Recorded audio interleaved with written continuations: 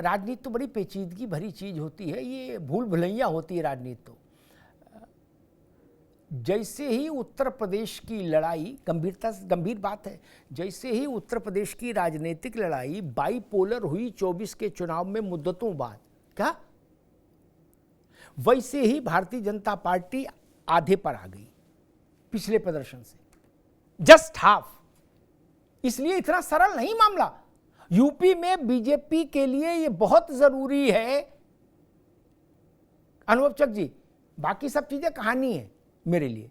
UP के लिए strategically, UP में बीजेपी के लिए ये मैंडेटरी है कि ट्रायंगल फाइट हो उत्तर प्रदेश में, एक मजबूत खंबा बीएसपी रहे। आपको याद है 4 जून को 2 बजे अरुण सिंह ने क्या कहा था, गलती से बोल गए थे, मालूम है? उनसे पूछा भाई ऐसे रिजल्ट क्यों आ रहे हैं, तो उन्होंने कहा हम क्या करें, बीएसपी तो बैठ गई, लड़ी नहीं। इसका मतलब वो भी बीएसपी के ही भरोसे पत्ता चल रहे थे क्या कि बीएसपी लड़ेगी तो हमारा भी भला होगा। नहीं अनुभव चक जी, इसलिए मैंने आपसे प्रश्न किया, जितना आपको अपनी पार्टी पर फोकस करने का जरूरत है, उतने ही फोकस आपको बसपा पे भी बनाए रखने की जरूरत रहती है। जी, जो आपने बात कही उसको ही आगे बढ़ाते हुए मैं ये बात जरूर जोड़ना चाहूंगा अमिताभ जी, 2019 में भी उत्तर प्रदेश के अंदर बाईपोलर ही इलेक्शन हुआ था। एक तरफ सपा बसपा गठबंधन था और दूसरी तरफ भारतीय जनता पार्टी थी। हाँ, हमारे लिए ये जरूर देखने की बात है कि आखिर ऐसा क्या हुआ कि संविधान बदल देंगे ये नारा देकर, या किस तरीके से दलित समाज पर भारतीय जनता पार्टी और भारतीय जनता पार्टी की सरकार अत्याचार करेगी, इस तरीके की बातें सब इन्होंने बहका कर दलित समाज का वोट पाने में कामयाब हो गए। तो दलित समाज भटके नहीं, इनकी बातों बन रहा है। समाजवादी पार्टी ने क्या क्या जुल्म उनके ऊपर करे थे उनको भी याद रखे, और जो हमारी जो जन विकास नीतियां हैं वो भी उन तक पहुंच सके और वो वोट हमारे को मिले, इसके लिए हमें प्रयास करने की आवश्यक है। बाकी बहुजन समाज पार्टी, समाजवादी पार्टी वो अपने काम करेंगे, हम अपने काम करेंगे। जी नहीं, वो तो खैर ये सैद्धांतिक पक्ष होता है अनुभव भाई कि वो सब अपना अपना काम करें, हम तो अपनी पार्टी देख रहे हैं। लेकिन राजनीति तो ऐसी चीज है कि अपना कम देखो, पड़ोसी को ज्यादा देखो, नहीं तो कुंडा हो जाता भैया। हमारा कैंडिडेट कौन है इससे ज्यादा महत्वपूर्ण है हमारा विपक्ष में कैंडिडेट कौन है, उसकी जात क्या है, गोत्र क्या है, धर्म क्या है, हैसियत क्या है, माल पानी उसके पास कितना है, यही तो चुनाव है मित्र। बाकी सब चीजें तो सेमिनार की है, टीवी बोलने के लिए है। कोई वाद नहीं है राजनीति में, केवल यही वाद है। बाकी आदवाद ये सब प्रेस कॉन्फ्रेंस वगैरह में बोलने के लिए ठीक रहता है, किताब लिखी है तो उसमें लिख दीजिए। खैर आशीष जी,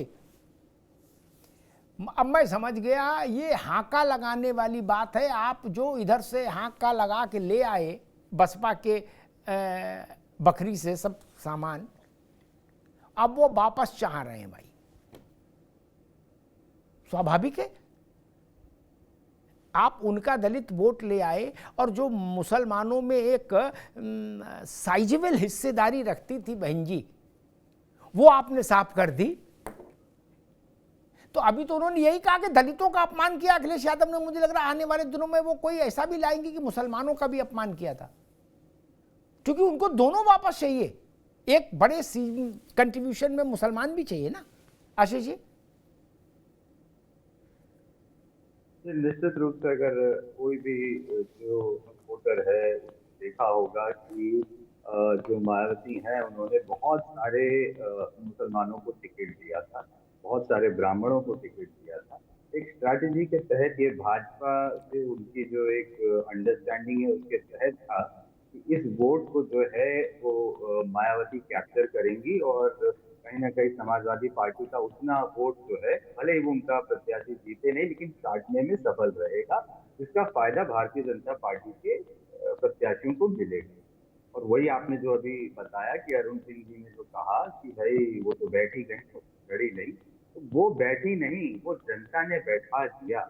और दूसरी बात, अभी हमारे भाजपा के मित्र कह रहे थे नंबर 2 की लड़ाई में, तो नंबर 2 की लड़ाई में श्रीमान जी आंकड़े देखिए, नंबर 2 की लड़ाई में आप हैं, नंबर 1 पे हम हैं उत्तर प्रदेश में।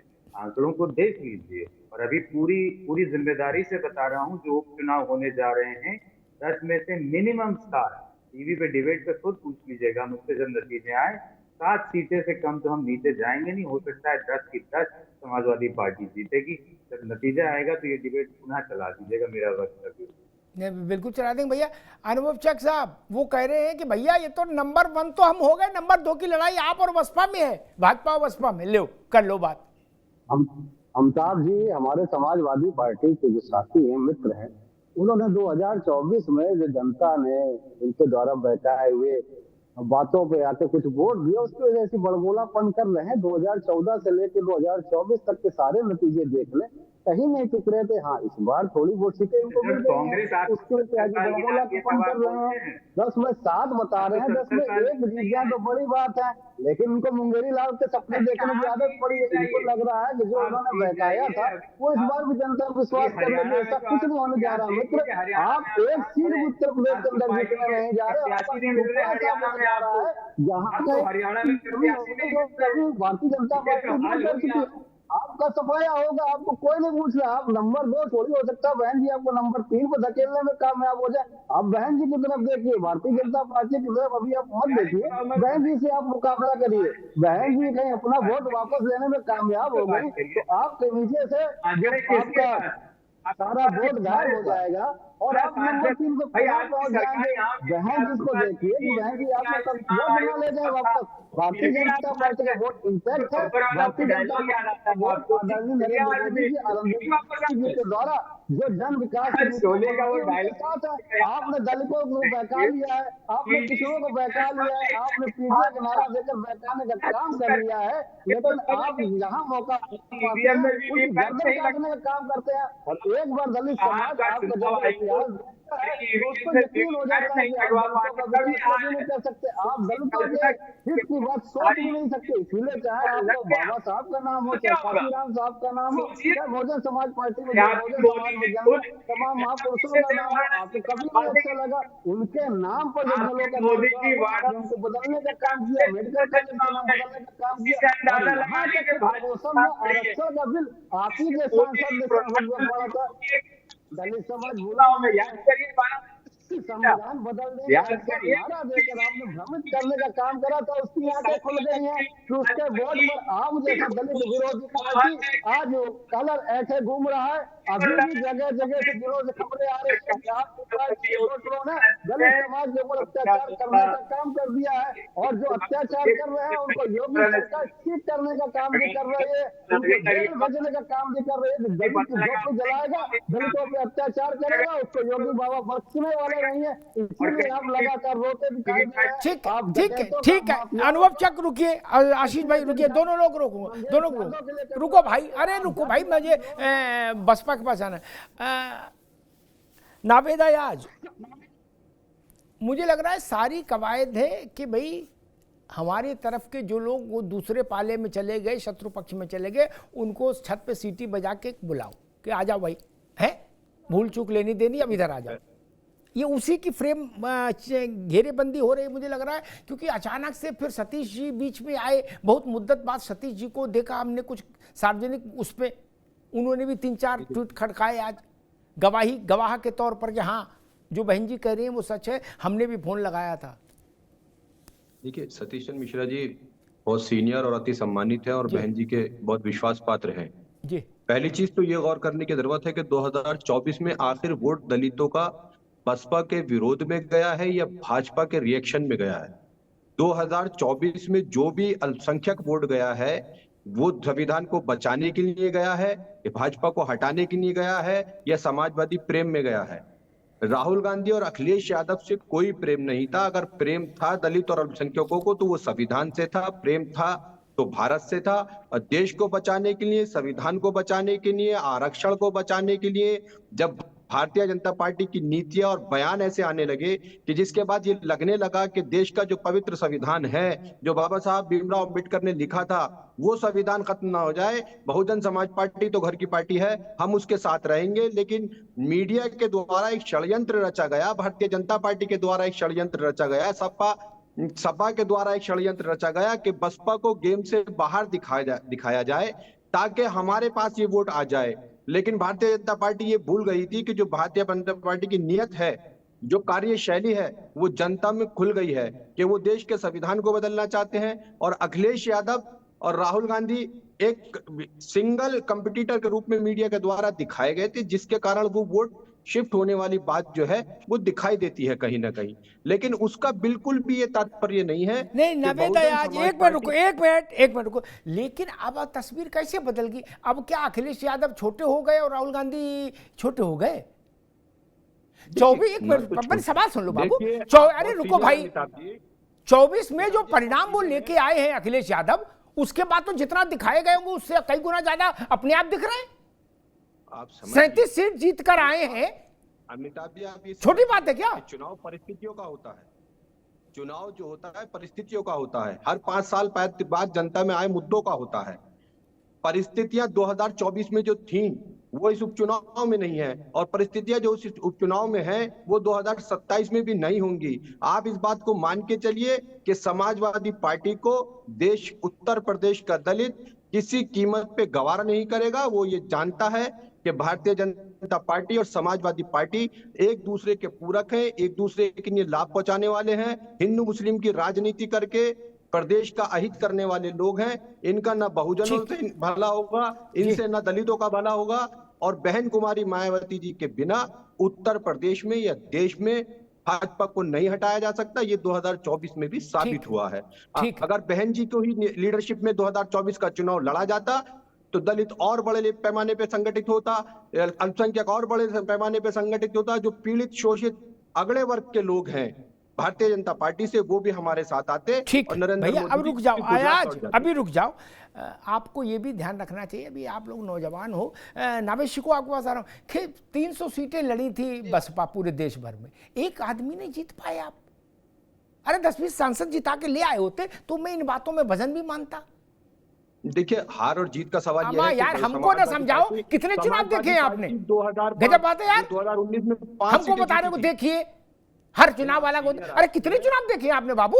अमिताभ जी 2019 में समाजवादी गजब कर रहे हो यार। रुक जाओ, ठीक है। यही तो समस्या है आजकल की पीढ़ी में। उगरे नहीं हर चुनाव वाला। आपने देखे कितने चुनाव भाई मेरे? गजब कर रहे हो यार। खैर ठीक है, नावेद शिको, मुझे लग रहा है कि ये छटपटाहट का परिणाम है। बीएसपी को अब ये लग रहा है कि अभी नहीं तो कभी नहीं। नावेद शिको?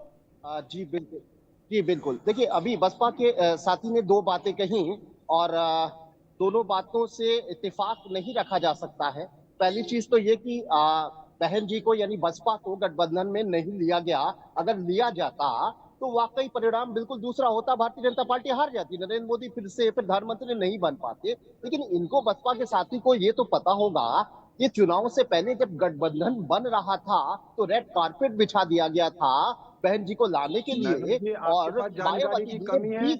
आप बताइए, गठबंधन के सूत्रधार नीतीश कुमार जी कितनी बार बहन जी के आवास पर पहुंचे पूरे देश के अंदर? आप ये बताइए, लेकिन वो क्या बहन जी आप ये बताइए कि 20 बार बहन जी ने प्रेस कॉन्फ्रेंस की और कहा ये सोचा भी नहीं जाए, कि कल्पना भी नहीं की जाए कि हम आएंगे, हम कतई नहीं आएंगे। आप एविडेंस दीजिए कि अखिलेश यादव जी ने या राहुल गांधी जी ने या प्रियंका गांधी जी ने या नीतीश कुमार जिन्होंने ये गठबंधन शुरू किया था, वो बहन जी के किसी आवास पर गए थे, किसी कार्यालय में गए थे? मतलब आवास पे जाना जरूरी है, टेलीफोन पे नहीं मानेंगे? अरे भैया, नावेशी को ये करे आवास पे जाना होगा और बर्फी का डब्बा काजू कतली लेके, फोन पे नहीं मानेंगे। अरे भाई अयाज साहब, मुझे आप ये बताइए कि मैं आपसे प्यार करता हूं, मैं आपसे दोस्ती का हाथ बढ़ाना चाहता हूं, और आप हर दिन ये एक SMS कर दो, एक मेल कर दो, एक ब्रीफ कर दो कि नवेशी को हमारे घर के रास्ते से नहीं गुजर सकते हैं। वो 20 बार उन्होंने कहा कि कोई कल्पना भी नहीं करे, हम ना आएंगे, इस तरह की अफवाह भी ना फैले, हम पार्टियों में आएंगे। नेता ने बहन कुमारी मायावती से संपर्क किया? समाजवादी पार्टी भारतीय जनता पार्टी से दबी हुई थी, अपने चाचा पर, अपने आप पर सीबीआई के और ईडी के छापों से बचना चाहती थी। समाजवादी पार्टी का मेन जोर था कि बहन कुमारी मायावती जी को गठबंधन में रोककर अपने ऊपर आने वाले सीबीआई और ईडी के छापे रोकने थे। समाजवादी पार्टी ने गठबंधन की मीटिंग में बहन कुमारी मायावती जी के साथ गठबंधन में लाने की नीति का विरोध किया था। ये बातें सब सार्वजनिक थी, मीडिया में मौजूद थी। बहन जी को गठबंधन में रोकने का षड्यंत्र करने वाली, सार्वजनिक ये भी था, सार्वजनिक मुझे तो बारी हो गई, मैं अपनी बात करता हूँ। अभी अयाज अभी रुको, अभी नावेशिकों की बात। कई बार कांग्रेस के बड़े से दिग्गज नेताओं ने कहा कि हम चाहते हैं कि बहन जी हमारे साथ बसपा आ जाए।